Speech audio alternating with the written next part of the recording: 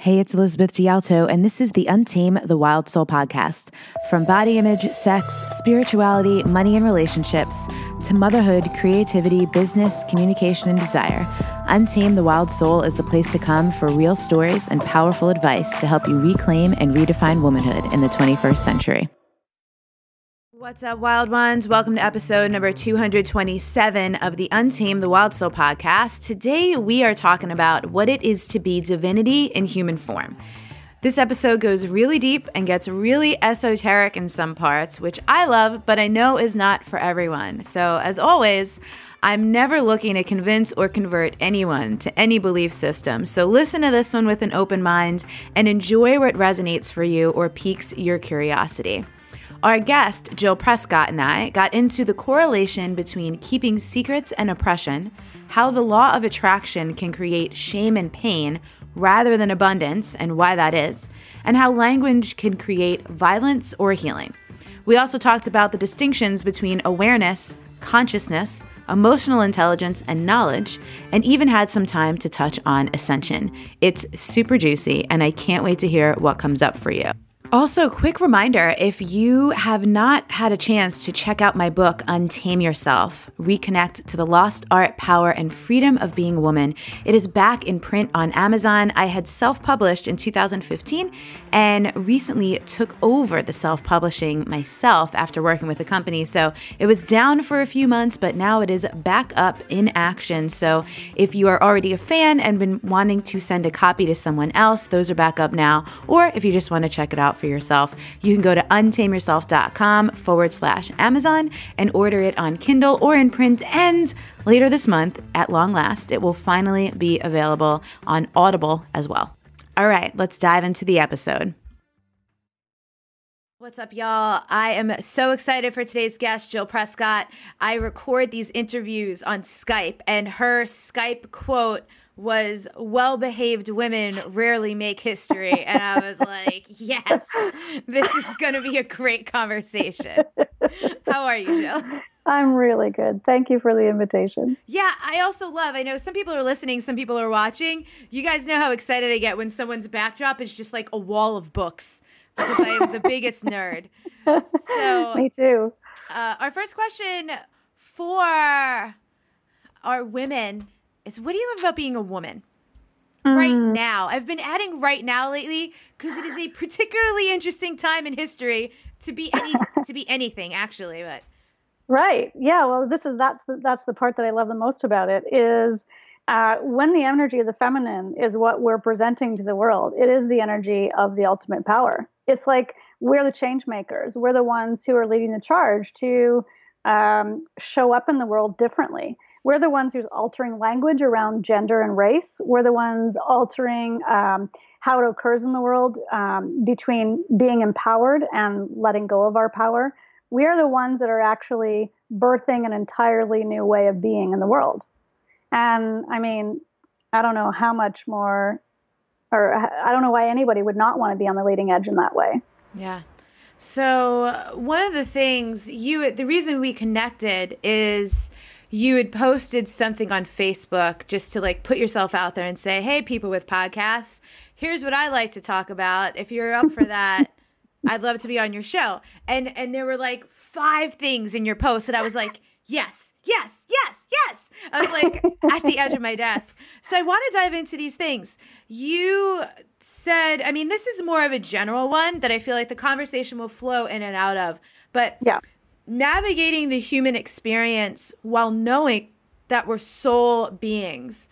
So in the context of what you do, where are the biggest disconnects for that with people? Well, first thing I think that often people believe is that you either have to be way out there in the realm of spirituality and connected to some sort of religious belief, or believe nothing at all. And then there's this really beautiful inner kind of meeting place for both. I think that there's a challenge when we come into the human form, knowing ourselves as spirit, as the divine. And that is, how do we relate the two? And how I feel about it is that we are an expression or we have the potential to be expressing in action every day in our lives what it is to be divinity in the human form. And that means all of it, it's all there for it, Liz. It's not just a matter of, when we go and do ceremony, or when we're in prayer, or we're in meditation. That's just a tiny, tiny aspect of what it is to be divine in the human form. Everything is available to us for our own kind of walking into consciousness or awakening, or whatever you want to call it. The messy, juicy stuff is as vital as the glorious, blissful moments. Everything with us, of course, is dark and light. We're in a world of duality, and none of it gets left out. So we've got to be able to really embrace both sides of that coin in everything. The moment that we reject it and go, I'm just going to focus on the love and the light, and that's going to bring all the healing that I need, and we pretend that there's nothing going on the other side of it, it's bullshit. It just doesn't work. Mm-hmm. It's never going to work. Mm. And what I find to be interesting is that not everyone is pretending, because some people really just don't know what they don't know. Totally. And how do you find most people awaken to that there's stuff on the other side of that? I would say, I don't know anybody who hasn't had a moment in which life has gone to shit in some way. Like there's some major challenge, there's a shakeup, there's an issue that's come that has altered the path of their lives, and they are brought to their knees. And in the moment of being brought to our knees, we start to realize that the answers aren't external, that we must do the internal research. And then we start looking for people who can pop the locks for us. Who can open a doorway, lead us back to the heart conversations. And that really, I work with a lot of different people. Every single one of them has a different story. Every story leads back to the same truth. Everybody's seeking the same thing. We all want to go home. We all want to reunite with that aspect of self that is soul. We want to remember who we are. And there's and if I'm going way too far out there, you can call me back in. It's not a problem. It's called Untame the Wild Soul. Go as far out as you want. There is, I believe, that when the soul comes into the body, there is what we call a forgetting that happens. It is absolutely mandatory. So we spend the good portion of our lives just even remembering that it's possible that we're something other than human. What's an interesting kind of bit with it, though, is that when we're babies and we're just coming into the world, we act as if we haven't forgotten. Because even though we've forgotten, we're still related to all the gifts that come with being something other than simply human, until we start to interact with people who have completely forgotten and are not on a path in which they're beginning to remember. So we do have to spend a good time of our lives remembering that. And because, again, we're in duality, oftentimes there's a lot of trauma and a lot of challenges and opportunities to see that even through everything that happens. Yeah, I'm so glad you just said that, because something I wanted to ask you next is some people, the way their brain works or how they understand things, they want to see tangible proof. Yeah. And I'm with you. I share belief in pretty much everything you just described. Mm-hmm. And I'm not one of those people who needs proof. It makes it somewhere in my being, it resonates and makes sense to me, and that's good enough for me. Yeah. But for the people listening who are going, that's not good enough for me, what do you say to those people? Keep going on your path. You don't have to believe what I believe or what you believe, or I don't have to believe. It has nothing to do with that. Are you seeking love in the world? Are you of service to other human beings? Are you choosing to make a difference in a way that's palatable? Then I don't care what you believe. It doesn't matter. I'm not trying to force what I believe on anybody. And here's the other part of this. Nothing I believe is actually the truth anyway. Nothing any of us, we don't know. I mean, seriously, we don't know. And there's also this beautiful opportunity when we remain in this place of I don't know, and we remain in the place of it's what I believe in this moment, and I'm not right. There is no truth. We begin to open, and because I know that you've been on this path as well, Liz, you're going to really, this will resonate with you, and it will resonate with a lot of people. If we remain open, if we remain the student all the time, then we may learn something that cracks something open to us. If we then attach to that as a belief or a truth, we shut off all other possibility of the next level of understanding or opening or wisdom, whatever you want to call it. Not even, I mean, even saying wisdom or knowledge still closes the door to some degree. So are you seeking love? Are you considering that we're all in this together, and there's possibility that we're one? For the science-based people, it's been proven there's no disconnection between human beings. We are electronically, we are energetically connected. We carry the DNA of every other person on the planet somewhere in the aspect of who we are. So there's lots of evidence if you want to seek it. And then I don't care if there's evidence or not. There is, however, take this back a step. When you begin to follow this path, evidence shows up for you. So yes, in the beginning, there certainly is a huge level of faith. But the interesting part is, usually people who end up really getting into these deep kind of commitment to this path, we are forced to faith. 100%. I agree with you 1,000,000 times over on that. We talk about faith a lot. I call faith being trust on steroids. And I posted something recently that said, risk doesn't actually exist if you have faith. It's true. So something else that was in your juicy post of all the things that you were like, this is what I want to talk about, was the correlation between keeping secrets and oppression. Tell me about that. One of the easiest way to keep somebody shut down is to tell them they're not allowed to speak, to take their voice away. And as people who present in the feminine in the world, people who have presented as women in the past, I'll use that group, although it's happened for many, many, many groups, and it's still happening for many, many, many groups. The easiest way to take away our power is to take away our voice. So that's why we weren't allowed to vote. That's why we weren't allowed to work, that we were property. Sound familiar for a lot of POC women and men? It's all the same. Anytime that we want to oppress any group of people, we take away their voice.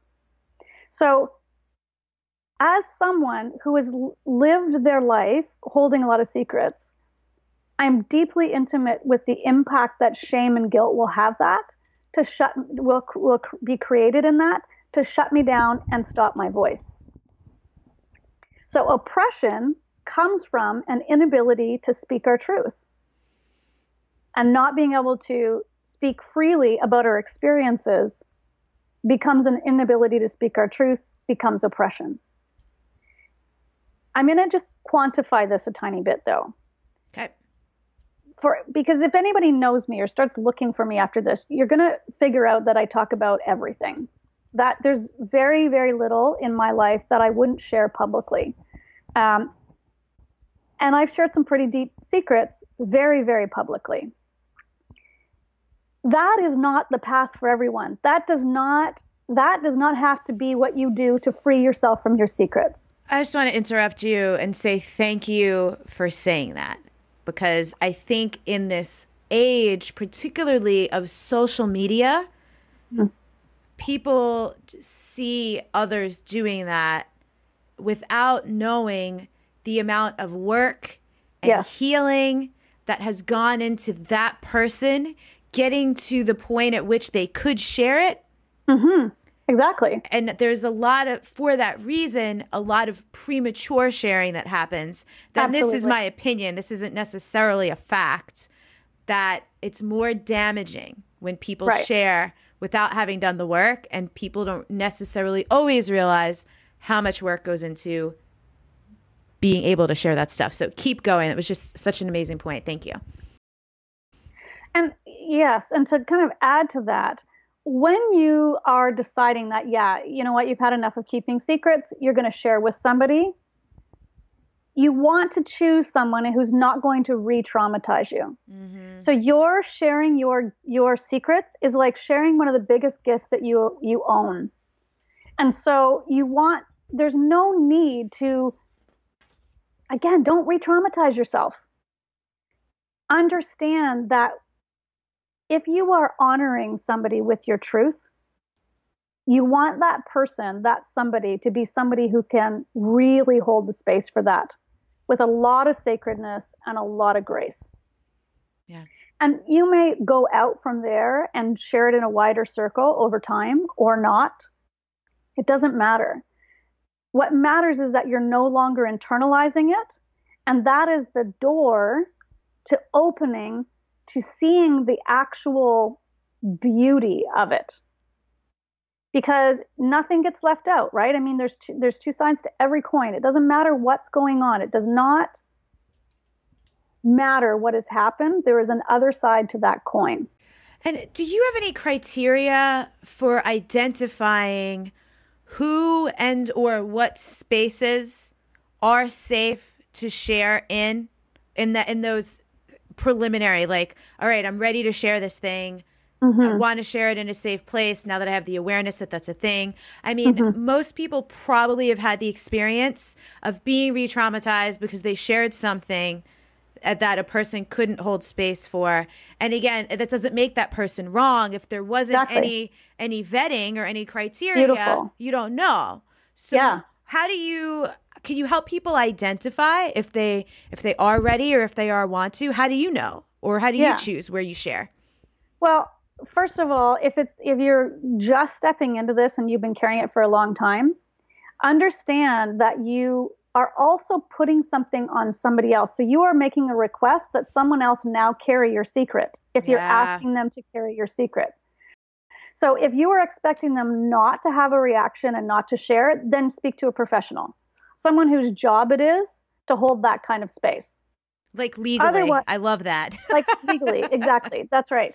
Because otherwise, you're putting the other person in a bit of a position as well. So if that's the case, so let's say you and I were going to have a conversation and I had something that I really just needed to say, I would ask permission first. Mm-hmm. Is there something I need to say?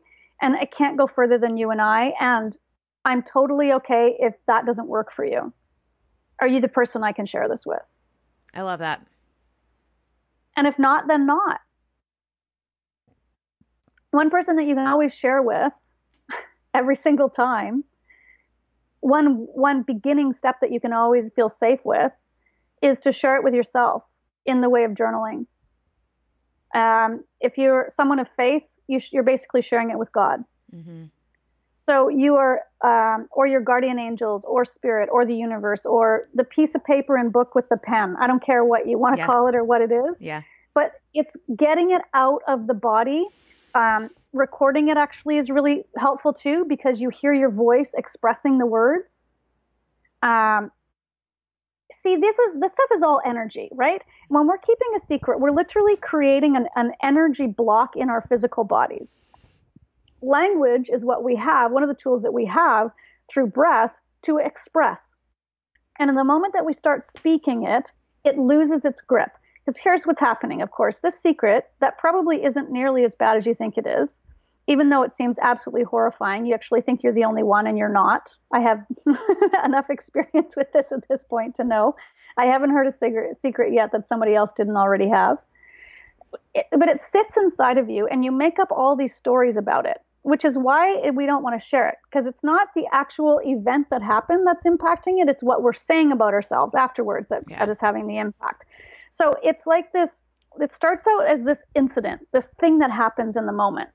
Man, if we could learn this for our children, it'd be crazy cool. The moment that something traumatic happens, it creates this little, like a glitch in the system. If in that moment we could go to somebody and go, this just happened and I need to process it and deal with it, nothing else would ever occur. But instead, the moment that the trauma occurs, we make up all this stuff about ourselves and our part in it and what we do and what we should do and what we shouldn't do. And we swallow it and we swallow it and we swallow it. And as time goes on, it grows these little arms and legs that wrap around everything else. We begin to identify as it. So in identifying as it, we look at the world through the eyes of the trauma. And we then spend our lives doing everything possible to avoid trauma. And the very first thing that we'll do, the language that we use around this, is we'll shut down our hearts. We'll close it off. We'll block people.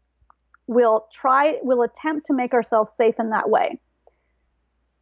The interesting thing, though, and this relates back to what you said about faith and the quote that you said about faith, and how once we have faith, there's no longer any risk. What was the word? Risk. The more we open our hearts, the more we're living in what is termed open-heartedness. So in other words, complete vulnerability, no secrets, no shame, no guilt, all of that stuff out of the way, the safer we are. Because no one can impact us. As long as we're carrying the secret in the wound, people can poke their fingers into it. Yeah. And re-wound us. Yeah. So it's a perfect segue into something else that I had written down from your bulleted list, which is the use of language to create violence or healing. So what I'm curious about first is, how would you define violence? Because there is a spectrum for sure. Well, there is a spectrum as we experience it. As we relate to it, there's a spectrum. But violence to me is anything that creates fear. Anything that, and we are violent to ourselves first and foremost, in how we speak of ourselves and how we speak to ourselves. Violence can be as something as what seems as innocent as in the back of your head going, God, why are you so stupid? That was a dumb thing to do. That's violence to self. Over time, that little violence has a much bigger repercussion than somebody else coming up and punching you in the face. Because that you're going to get over. This insidious, quiet violence we're doing to ourselves is the thing that will take us down. Interesting. So how do we so you just gave an example, a thought. That was an internal, that was self-violent.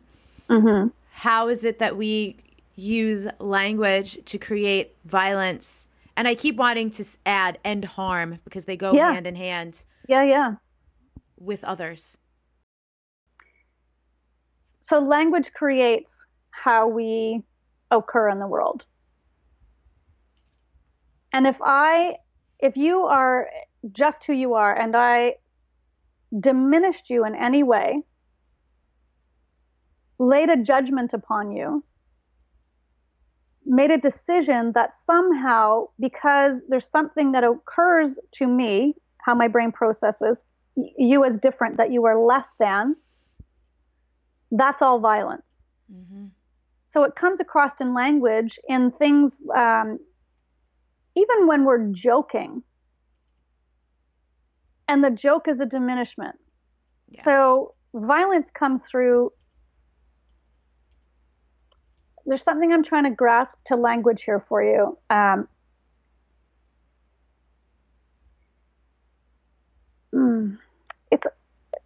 want to say violence is diminishing of another in any form.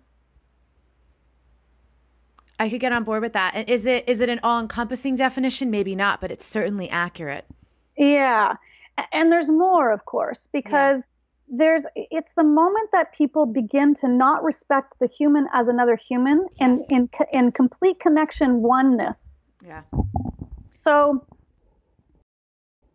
understand, though, it is our internal violence and our internal oppression that creates the external oppression that we're going out into the world. Are you into Brene Brown's work at all? A little. Yep. her most recent book, I'm really digging. It's called Braving the Wilderness. And I think she has done such a phenomenal job. I also heard her speak recently to talk about something that you're alluding to here, which is dehumanization. And where we are more able to commit violence, because she basically says we're not wired to commit violence. We're not. We're not. We are not biologically, not how any human is built. Not even like, you know, people might have chemical imbalances, stuff like that. It is not in our wiring. That's right. And the only way that we can justify it is if we dehumanize a person or a group of people. Or disconnect from the reality of us being of the same. Yes. Yeah. Because then we can go, oh, I can now harm that because we're no longer seeing it as a person or a group of people or other humans. That's right. It was such an amazing point because I think so many people, when they search for answers to these nonsensical tragedies, how can people do mass shootings? How can our president want to ban an entire group of people? Yeah. Based on like their faith and not even like who they are as a citizen and how they show up in the world. This is how. This dehumanization. Absolutely. And that comes from the disconnection to faith.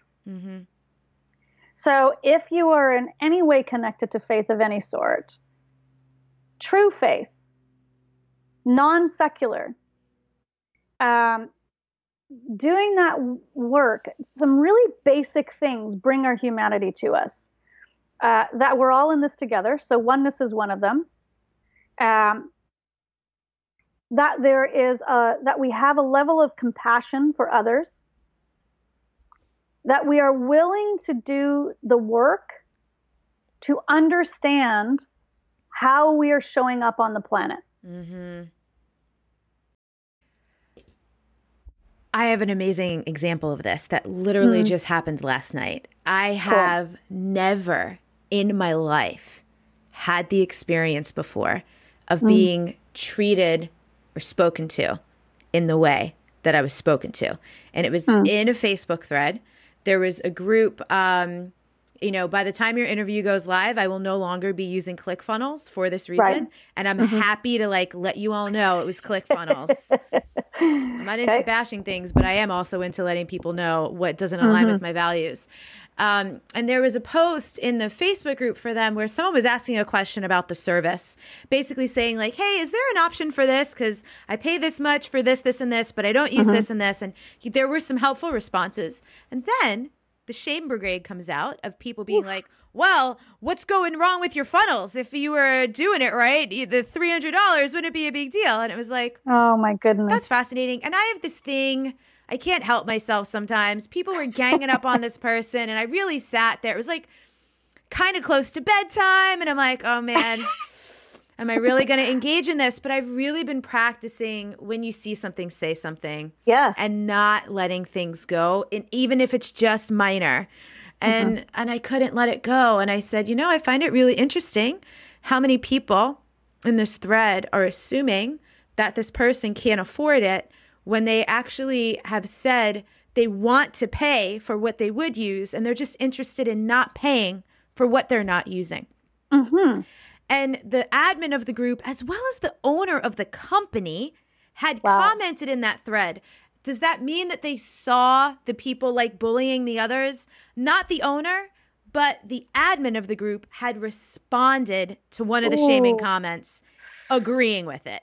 So they definitely saw. That's what kind of got me to jump in the ring. I was like, I can't not do this.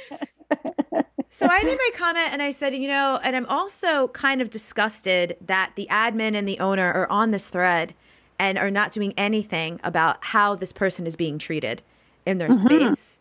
Which is an extra bummer on top of recently a video that they had shared was majorly cultural appropriation. It was race. Like, there were all these things. I'm like, you know, you guys not batting 1,000 these days. And immediately this guy responds and says, I'd love to see that video. Now I had a hunch that he was not being like curious, like, oh, I'd be interested. I heard it the way it was intended, which was like, oh, I'd love to see this video, you know? And I shared the link, and then this guy went to town on me. Wow. I've never experienced anything like it. And so what you were saying, I've done the work to have the level of compassion. And it was a cool benchmark for progress, because in my 20s, I would have gone right back at this dude and I would have figured out a way to bury this guy. But instead, I was just like fascinated. And again, what you said, right? The internalized, a person who feels okay would not, like, the nasty things this guy was saying to me, calling me oversensitive, saying I should never be invited to a party. Like, it was so weird. And to me, it was just like mind boggling, because my mind can't even conceive of speaking to a human that way. And then some other people were chiming in. It was just fascinating. But I really, like, I was like, hey, you know, so-and-so, I said something, and I was like, listen, I'm done with this conversation, like, blah, blah, blah. And it was just like, it was violent communication, but I wasn't impacted by anything other than having the contrasting experience that I've never had with such intensity before. But there was nothing for it in me to hook onto in my system. Right. So it didn't hurt. It was just like baffling. Yeah. And you know, it's fascinating. This is where it gets a little tricky for all of us now too. That same person would never speak to you like that in person.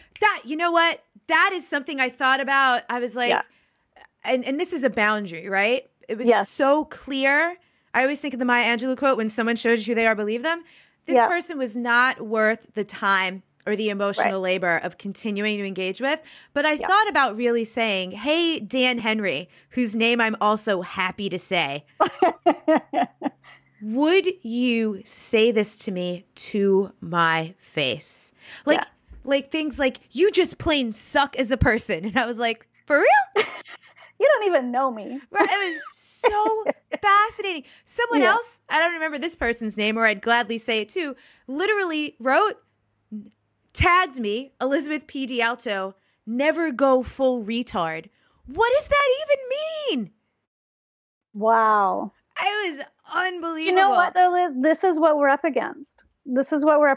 So how you handled it is perfect. You stepped in, you said your piece. There's going to be the loud over here that shouts the way this guy did. Then there's going to be the person who says nothing. Who you're reaching is the in-between. You're reaching that person is on the edge, watching the conversation, going, how do I feel about this? Do I agree with that? Do I agree with that? What's happening to this woman? And then you're this voice of reason that walks in and says, and they're like, oh, that's what I'm feeling. That's why I'm uncomfortable. Because they're beating the crap out of this person inappropriately. And those are who you're reaching with those conversations. And you're super right, because there were a couple of people who commented to say, hey, a lot of people really wanted to comment on whether or not they thought the video was racist, and that's fine. A lot of people don't understand what actually is and is not offensive and racist and cultural appropriation. Me personally, I didn't. I was called out on something like that like 4 years ago and totally didn't get it. Which is one reason why I don't have judgment for that. And then I got a couple of private messages from people who were watching, and they were like, hey, that was not cool. Like, way to say something. And you're right. Yes. There are the people who are watching who are not going to jump into the ring, but it is having an impact. That's right. And that's why we keep doing what we do. Yeah. That's why we keep stepping in. And like you said, when you see something, say something. Yeah. It's not so we can engage with the ragers. It's so that we can impact the people who are ready for the impact, who are ready to to hear the message. And even the ones that aren't quite ready, you've still tapped you've put a little chink in the armor of separation for those people. Yeah. Yeah. It's actually such a great point that I hadn't even connected even after receiving those couple of messages from people this morning. So thank you for that. So I want to come over to, this is one of the things I was most excited about, because this is a pet peeve of mine as well that I've also been deconstructing, because so many years ago, and I think a lot of people, a lot of people's gateway drug into spirituality and self-help is like Tony Robbins. For a lot of people, it's like The Secret, Law of Attraction, Abraham Hicks. The Secret was certainly one of mine all the way back in my early 20s. And then more recently, around 2012, a guy I was dating gave me the book The Vortex by Abraham Hicks. And I really went all in on the law of attraction stuff. And over the last few years, it has resonated for me less because it just feels incomplete. Yes. So one of the things that you specifically wrote was the law of attraction creating shame and pain rather than abundance, and why that is. So I can't wait to go to town on this. Start wherever you want. Okay, so let me just say that I think that Esther Hicks I think that what she's doing in the world and what she's channeling Abraham is really, really brilliant. Okay, it's brilliant. However, just like anything else in the human form, it takes our dedication and our study and understanding of the underlying stuff. And it's not meant to be perfected in this lifetime. This is a practice to help us on our road to evolution. It is not the be all and the end all.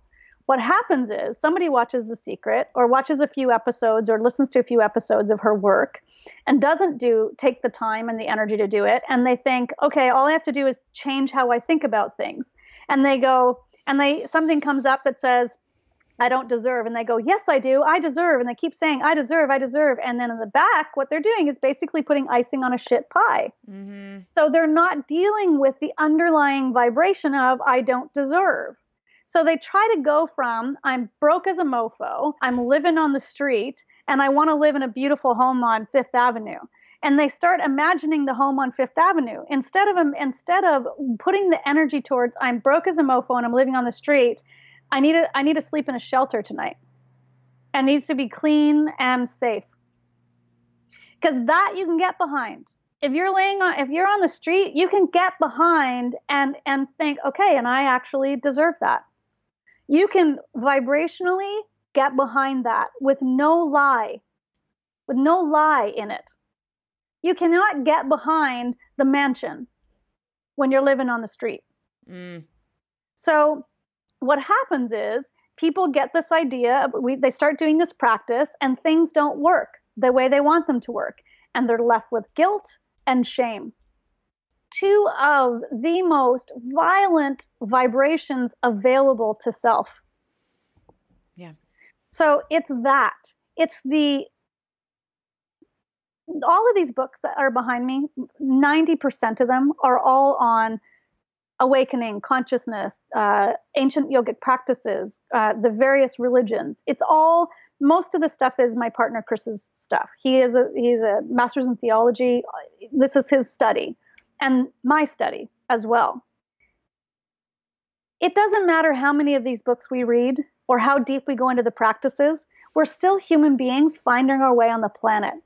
And if we read them and read them and read them, and we don't step by step make small shifts in how we are occurring in the world, nothing ends up changing. Yeah.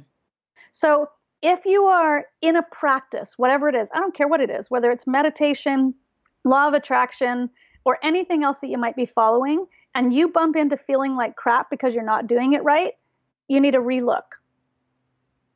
Yeah. It's not helping.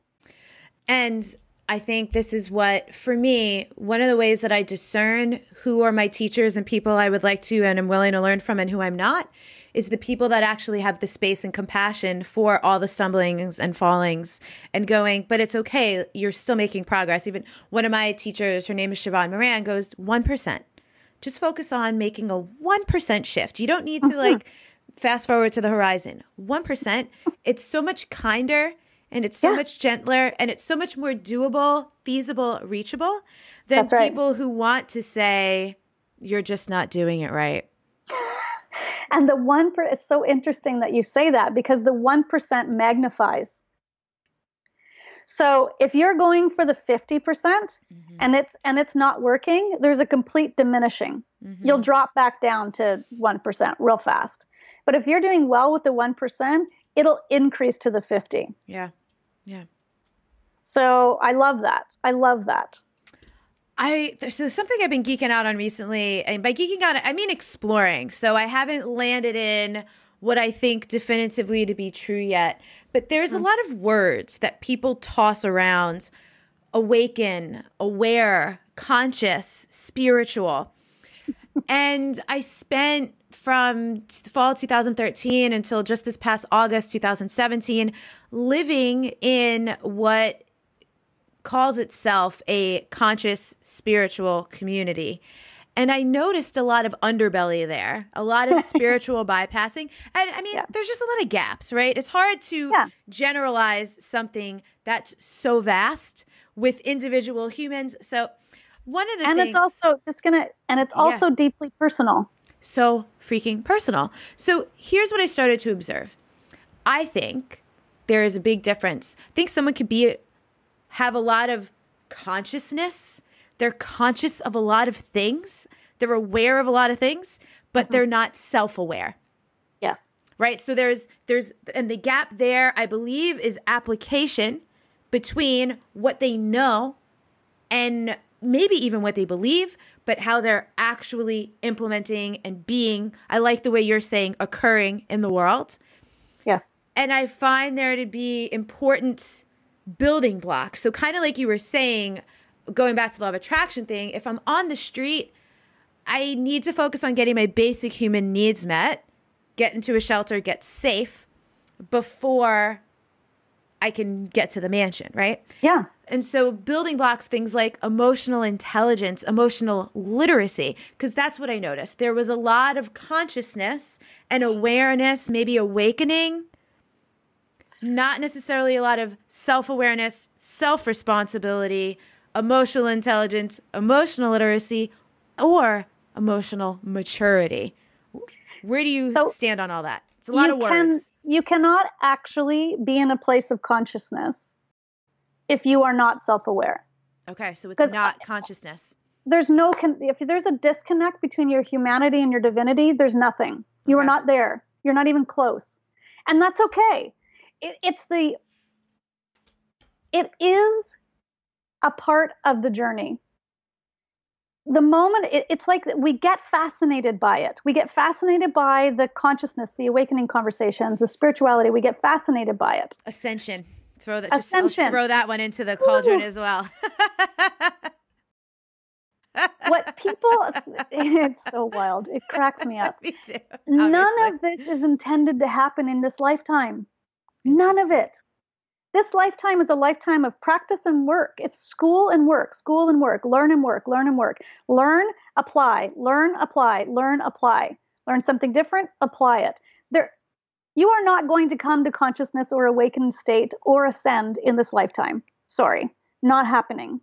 Like Gandhi did not come to awakening and ascension in this lifetime. So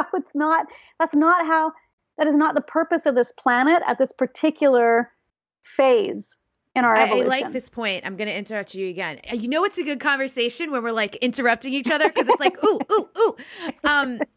Every once in a while I'll get like a critique on that. They're like, you need to be a better listener. And I'm like, but I'm so excited. It's fine. When you said at this time on the planet, this is something that really helped me to understand. So what you're saying, and again, like you said, even everything we think, is it true? Is it not true? Technically, no, we have no way of proving this. But I agree with you in that the planet is not built, for lack of a better term, at this time for people ascending the way someone like, I will call them historical characters, Jesus, Buddha, these ascended masters, whether you believe they were a human and they really ascended, or whether for you it's more of an archetype as you relate to it, but it's really the energy on the planet is not actually conducive to any human right now doing that. Well, and ascension isn't, you got to understand ascension as well. Ascension isn't like lifting away from your humanity. It's understanding. It's the absolute connectivity between knowing that everything on the planet is temporary, but the soul is permanent. So Jesus walked the planet as a man, and he was a man, and he's returned many times since then. By the way, his soul has reincarnated on our planet many times. And he just really got, while he was human, that it was possible to be divine in the human form. Yeah. And so he was the teacher. He was the ultimate teacher. Yeah, he was the ultimate teacher. I like and this. the same with with Buddha. Buddha was a soul that came as a teacher. That was his manifestation in this world. Now, there are well, we can go way off the deep end now. I know. But there are we're getting there. We're inching towards it. There are lots of beings walking on our planet who the job that they had when they manifested in the human form was to teach, to be a walking example of conscious awakened state. We are really, very few of us are actually ready to even recognize that. We call them the weirdos. We call them psychos. We lock them in hospitals. We avoid them. We try to tell them to dress differently. Like there's lots of that going on as well. We call them aliens sometimes, and that's really what they are. So there's lots of that going on as well. But you and I, and 90%, 99% of the population, we're here to understand density and keep walking through it. So things are changing very, very quickly. Things are shifting very quickly, considering our current time-space reality. We are seeing more and more lifting of the darkness. We're seeing, I don't mean lifting it like suddenly it's broken free, but we're seeing it. It's in our face. Biggest gift we could have had, really. Can't really deny it anymore. Cannot deny it. Yeah. And so people are very clearly being called to either choosing being service to others or being service to self. Mm-hmm. Those are the two callings, bottom line callings. I love that. So vibrationally, where we're at as a human species, and this will go on for a very, very long time and has been going on for a very, very long time before this, is if we could actually call this a bit of an ascension from service to self, of separation. Separation, when we talk about the energy bodies, exists in the solar plexus chakra. So that is about self-empowerment, separation, government, slavery, domination. All of that comes from that energy. We're ascending to heart energy, which is oneness, togetherness, community. How would we know what to do to ascend from the one to the other, if we didn't see what wasn't it first? Totally. The contrast. Yes. So we're seeing the contrast right now. Clearly seeing the contrast. Mm-hmm. The challenge as a human being, though, is how do you be in that contrast, not lose yourself, and still be deeply connected to divine? Yeah. Compassion, forgiveness, love, even in the face of that. It's right beside no tolerance for bullshit, basically. Totally. Yeah. And that looks different ways. Like, to even just go back to my example, my application of no tolerance for bullshit with that conversation with that guy last night was not to participate any longer. I was like, I don't need to be here and it's just like not reclaim my time. Yeah. I love this. This is so, we can go deeper. We can keep geeking out. And I love, and by the way, like, is it likely that we've lost some people in the interview? Maybe. And for people who are sticking around, even though we might be talking about some stuff that you're like, whoa, what the hell? Great. Just like, thank you for keeping an open mind. And do I necessarily agree with everything you've said? Not 100%. Do I need to? Nope. And so I just want to remind people listening, like, you don't need to either. This is all just food for thought, consideration. Absolutely. Try it on if it's interesting for you. If it doesn't resonate, ditch it, Exactly. And I want to come back to you helped me make a refinement around my inquiry around like the consciousness, awareness, and whatever. I think what a lot of people these days are calling consciousness is just knowledge. Yeah. Exactly. Yeah. That's right. That's right. And we're in a constant state of opening to deeper consciousness. Yeah. Yeah. The moment that we say yes to the journey, we're just constantly in the state. There's all these opportunities in every moment to open and open and open. Yeah. And we choose it or we don't. That's it. Yeah. So I have a question for you, because this is one of the things, I'm still human. Me too. And so one of the places where I do still hold judgment is I'm very leery when people self-proclaim. So for example, I'm thinking of a specific experience of hearing someone say, essentially saying like, I'm so in Christ consciousness right now. And to me, my judgment is that if you were, you wouldn't be saying that. Yeah. But that to me also feels like the danger of being like, it feels black or white to me. And Right. so do you agree? If not, like what little refinements might I be missing there? So with the current knowledge that she holds, she may be very much attuned to and in belief of herself being in Christ consciousness. It was a dude in this situation. Or he. Yeah. Yeah. He may actually believe that about himself. Mm-hmm.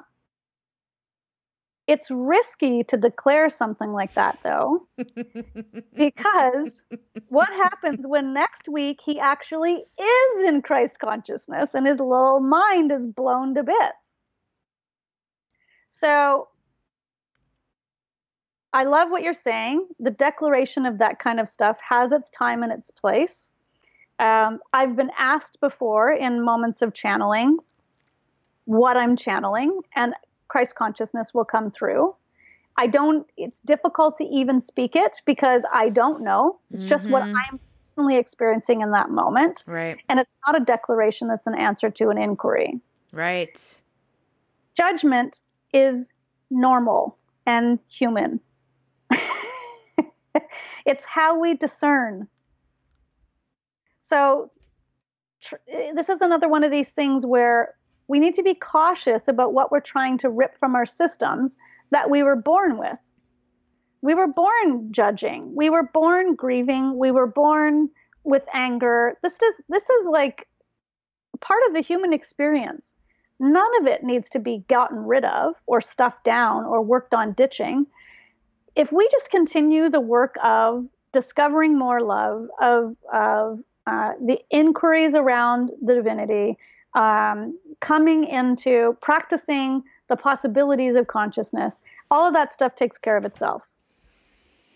We don't need to work on things like that because working on it actually creates more of it. This is so good. Jill, I loved geeking out on all this stuff with you. These are some of my favorite rabbit holes to go down. So this is usually the type of thing people ask in the beginning of interviews.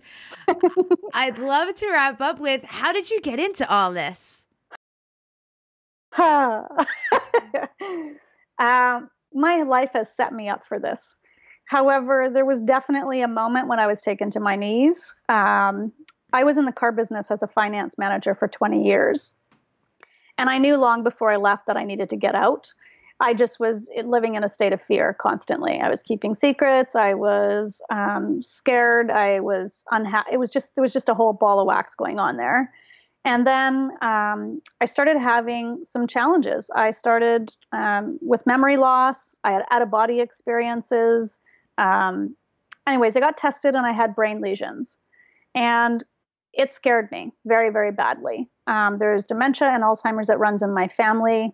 I thought that was it. They told me I might have MS. It was all of these things that were a massive, took me to my knees. I could be right now in this moment dying.